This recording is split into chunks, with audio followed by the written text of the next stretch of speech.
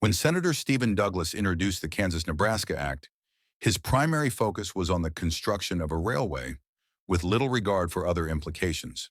His supporters asserted that the act had definitively resolved the issue of slavery, viewing the surrounding political negotiations merely as necessary maneuvers to ensure the bill's passage. This perspective was fundamentally misguided. By promoting popular sovereignty, Douglas inadvertently initiated a chain reaction that contributed to the onset of the American Civil War, igniting a conflict known as Bleeding Kansas. In this video, we will explore the early stages of the most devastating conflict in United States history. We will examine the border clashes in Kansas, the fervent abolitionist John Brown, the cannon fire at Fort Sumter, and the First Battle of Bull Run. While the Compromise of 1850 established the principle of popular sovereignty, it was the Kansas-Nebraska Act that brought it into practical application. Slavery was unlikely to thrive in the territories of Utah or New Mexico due to their unsuitable climates for cotton cultivation and the strong anti-slavery sentiment among the predominantly Mexican population, which had increased following the 1853 Gadsden Purchase. Similarly, Nebraska's northern location and proximity to free states made it an impractical choice for pro-slavery settlers. In contrast, Kansas, bordering slaveholding Missouri, presented a more favorable environment for plantation agriculture. Both pro-slavery and anti-slavery factions aimed to send large groups of settlers to Kansas, but organizing such efforts proved to be exceedingly challenging. Consequently, settlers arrived in smaller numbers over time. The initial pro-slavery settlers from Missouri established the first towns and governments. However, as free soilers began to arrive in increasing numbers, pro-slavery settlers resorted to dishonest tactics to maintain their influence. To achieve this objective, armed residents from Missouri's border towns began crossing into Kansas to cast votes in favor of slavery before returning to their homes. This ensured that the initial territorial legislature and congressional representative would support pro-slavery interests. However, the fraudulent activities were soon uncovered, leading free soilers to establish their own government in Topeka. In response, pro-slavery border ruffians resorted to intimidation tactics against free soil voters and engaged in fraudulent voting regarding the new state constitution, ultimately sending the pro-slavery Lecompton Constitution to Congress, where it was welcomed by the pro-slavery President Pierce. This situation prompted free soilers to form their own militias and draft alternative constitutions. As tensions escalated, the border ruffians resorted to outright violence, which included a series of isolated murders and culminated in the sacking of Free Soil Lawrence on May 21, 1856. In retaliation, the fervent abolitionist John Brown launched an attack on pro-slavery settlers at Pottawatomie Creek, resulting in the deaths of 5 individuals. The violence continued to escalate until October, when a new governor was able to negotiate a truce. Nevertheless, confrontations between the anti-slavery Jayhawker militia and pro-slavery bushwhackers persisted until 1865. The aftermath of the conflict in Kansas led to significant political realignments. Democratic President Pierce found himself increasingly isolated due to his political missteps, which alienated many within his party. His steadfast support for the border ruffians exacerbated the situation. Northern and Western Democrats held Pierce and other pro-slavery Democrats accountable for the party's poor performance in the 1854 midterm elections.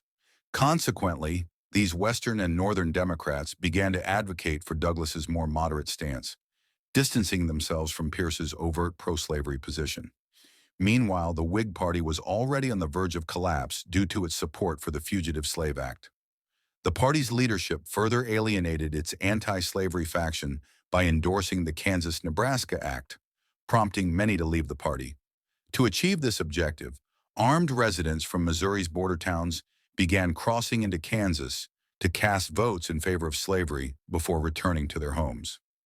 This ensured that the initial territorial legislature and congressional representative would support pro-slavery interests.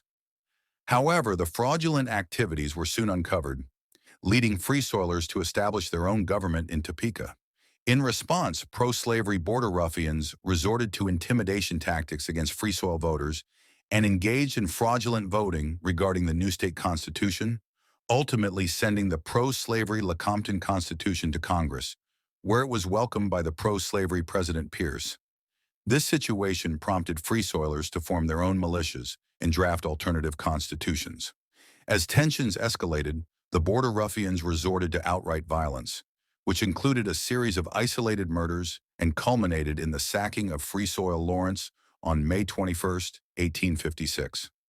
In retaliation, the fervent abolitionist John Brown launched an attack on pro-slavery settlers at Pottawatomie Creek, resulting in the deaths of 5 individuals. The violence continued to escalate until October, when a new governor was able to negotiate a truce. Nevertheless, confrontations between the anti-slavery Jayhawker militia and pro-slavery bushwhackers persisted until 1865. The aftermath of the conflict in Kansas led to significant political realignments. Democratic President Pierce found himself increasingly isolated due to his political missteps, which alienated many within his party. His steadfast support for the Border Ruffians exacerbated the situation. Northern and Western Democrats held Pierce and other pro-slavery Democrats accountable for the party's poor performance in the 1854 midterm elections. Consequently, these Western and Northern Democrats began to advocate for Douglas's more moderate stance, distancing themselves from Pierce's overt pro-slavery position. Meanwhile, the Whig Party was already on the verge of collapse due to its support for the Fugitive Slave Act. The party's leadership further alienated its anti-slavery faction by endorsing the Kansas-Nebraska Act, prompting many to leave the party. The fear of confrontation enabled Buchanan to secure a decisive victory. However, he soon ignited a significant controversy. At that time, the United States Supreme Court was predominantly composed of Southerners, many of whom came from slaveholding backgrounds.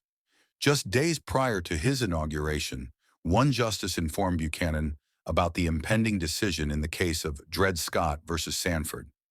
Aligning with the Southern majority's expectations, Buchanan promptly urged Justice Robert Greer, a fellow Pennsylvanian, to support the majority opinion, thereby allowing Chief Justice Robert Taney to deliver the extensive ruling he sought without appearing biased.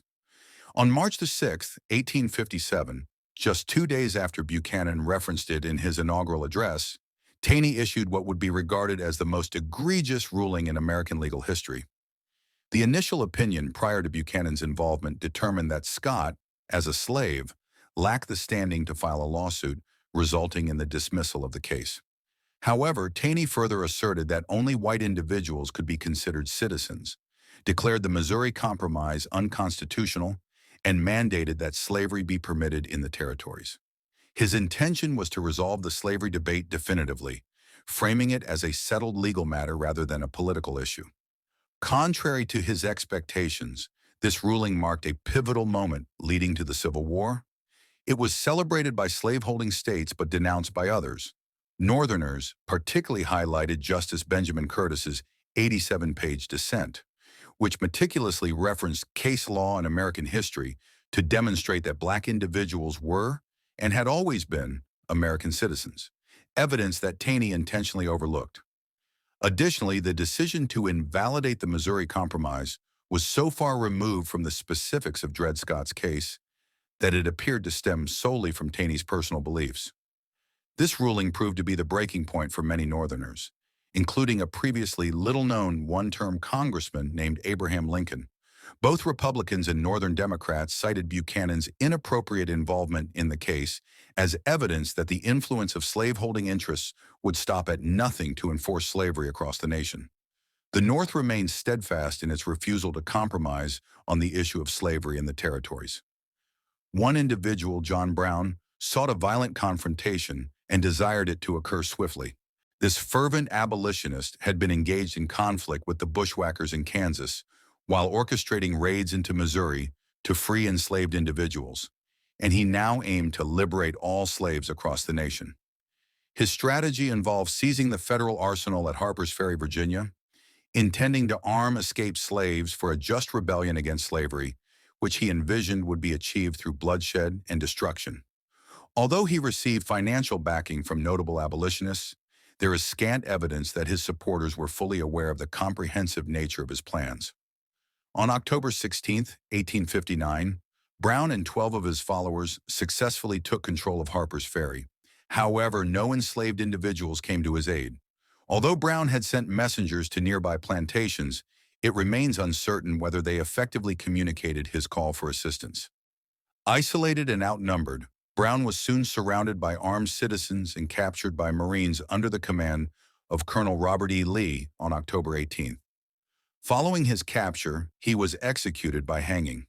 The Dred Scott decision had galvanized the North's resolve to fight, while the events at Harper's Ferry ignited the South's determination.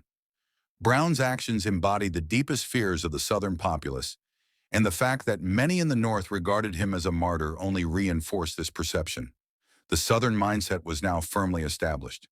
They believed that if the Republicans gained power, it would spell doom for the South. Consequently, they felt compelled to defend slavery and, by extension, their own existence. It was against this backdrop that the presidential campaign of 1860 commenced. Lincoln had positioned himself as a moderate during the 1858 Lincoln-Douglas debates and in subsequent addresses, ultimately securing the Republican nomination after 3 rounds of voting. His nomination was anticipated to demonstrate to Southerners that the Republicans were not radical extremists, while also appealing to the average voter in the North. At the same time, the Democratic convention was engulfed in turmoil. After 59 ballots and a change of venue, Douglas secured the nomination. But this occurred only after all Southern delegates exited in protest when the convention rejected their proposal to extend slavery to all territories, regardless of their voting history. In response, the Southern Democrats convened separately and nominated their own candidate, Vice President John Breckinridge.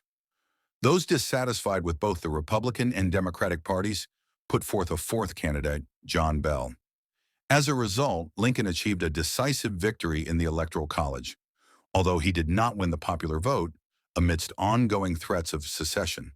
Throughout his campaign, Lincoln clearly articulated that the president did not possess the authority to abolish slavery unilaterally and that he would not interfere with slavery in areas where it already existed.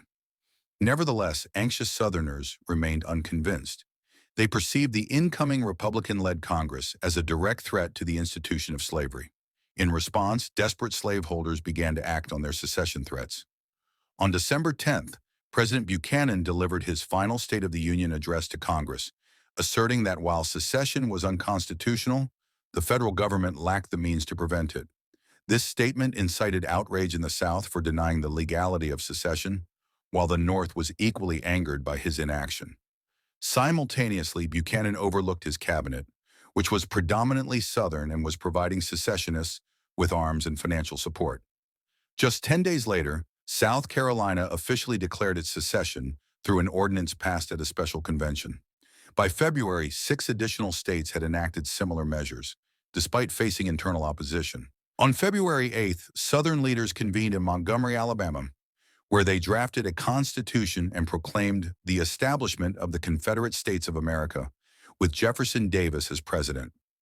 Texas Governor Sam Houston, a staunch opponent of secession, refused to pledge allegiance to the Confederacy and was subsequently removed from his position. Throughout the Southern states, federal forts, arsenals, and other properties were situated on land owned by the federal government. However, these locations were primarily overseen by a limited number of caretakers. The United States Army comprised only 15,000 personnel, the majority of whom were assigned to safeguard settlers in the West. Taking advantage of this situation, secessionist militias began to seize federal properties. In response to these actions, Northerners called for a reaction, yet President Buchanan remained inactive. Consequently, individual military officers started to take matters into their own hands. On January 8, 1861, a secessionist group attempted to take control of Fort Barrancas in Pensacola. The officer on duty, Lieutenant Adam Slemmer, instructed the mob to disperse and subsequently opened fire on them. 2 days later, following Florida secession, Slemmer's superiors surrendered the naval yard and aligned themselves with the secessionists. Recognizing that Fort Barrancas and Fort McCree were no longer defensible, Slemmer destroyed all immovable weapons and supplies before retreating to the more defensible Fort Pickens. Further south, the Navy bolstered its bases in the Florida Keys while evacuating vessels from southern ports. Fort Pickens was scheduled to receive supplies from these bases in April, and these forts remained under federal control throughout the conflict. However, the decisive action would occur in Charleston Harbor. Charleston was protected by a federal arsenal with several fortifications under the command of Major Robert Anderson at Fort Moultrie. The War Department had instructed all garrisons to maintain their positions and defend themselves if attacked, but Fort Moultrie was not equipped to withstand a land assault. On December 26th, Anderson abandoned Moultrie in favor of the more defensible Fort Sumter, located in the harbor's center. The following day, South Carolina militias took control of Castle Pinckney. By December 28th, Moultrie and other fortifications, along with the arsenal, were captured, effectively placing Anderson under an undeclared siege. Buchanan declined to relinquish control or provide overt support for Fort Sumter. Virginia's secession significantly enhanced the industrial capabilities and manpower of the Confederacy. However, the decision was not universally embraced. The Appalachian regions of Virginia were predominantly Unionist and harbored a strong disdain for the Tidewater slaveholding elite. As a result, Unionists established a competing government in Wheeling. To reinforce Confederate authority, the capital was relocated from Montgomery to Richmond on May 29th.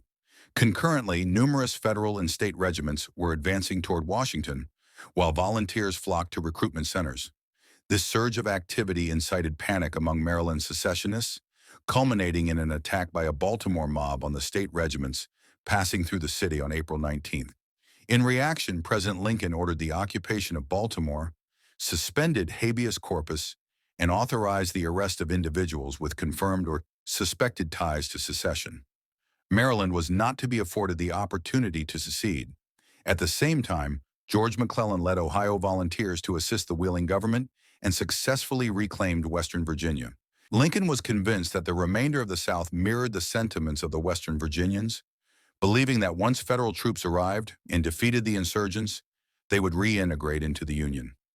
Similarly, Jefferson Davis anticipated that the North would capitulate once actual combat commenced. By July, approximately 35,000 soldiers were encamped around Washington, marking the largest army ever assembled in North America. However, the troops suffered from inadequate training, equipment, and discipline, leading Brigadier General Irvin McDowell to describe them as more of a mob than a cohesive army. Unfortunately, he lacked the time to address these deficiencies before the expiration of their 90-day enlistments. It was widely believed that the war would conclude with a single decisive battle. Under pressure from Lincoln in the impending expiration of enlistments, McDowell initiated an attack on Beauregard's 21,000 troops stationed near Manassas Junction on July 16th. His strategy involved deploying 3 columns to distract, pin down, and ultimately flank the Confederate forces, with the aim of defeating them before advancing on Richmond to bring the war to a close. A separate column of 18,000 was tasked with containing Joseph Johnston's 10,000 men in the Shenandoah Valley. The march commenced at 0230.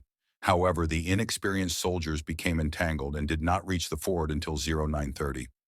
In the meantime, Beauregard's headquarters, located in Wilmer McLean's residence, came under artillery fire at 0515.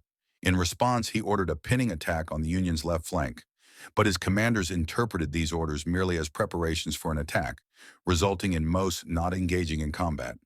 By 10 o'clock, 20,000 Union troops were advancing along the Confederate left flank. A contingent of 3,800 Confederates managed to delay them until 11:30, when the line ultimately broke. McDowell then paused to reorganize his forces, a decision that proved to be disastrous. This delay allowed Thomas Jackson's brigade to position itself effectively and repel the Union assault until reinforcements arrived, earning Jackson the moniker Stonewall. Intense fighting continued across Henry Hill for the next 4 hours until Johnson's forces completed their arrival at 1600 and launched an attack on the Union's right flank, compelling their retreat. McDowell's army withdrew in an orderly fashion until a wagon overturned, obstructing the Cub Creek Run bridge. Panic ensued within the army, likely exacerbated by the sight of numerous civilians picnicking while observing the battle, and the rout continued until it reached Washington. The Confederates did not pursue, as they were unaware that they had secured victory. Of the 70,000 soldiers present, only 36,000 engaged in combat, resulting in a total of 4,700 casualties. Both sides ultimately recognized that this conflict would be significantly more challenging and costly than they had initially anticipated. Please subscribe and activate the notification bell. We kindly ask you to consider liking, subscribing, commenting, and sharing, as it greatly supports our efforts.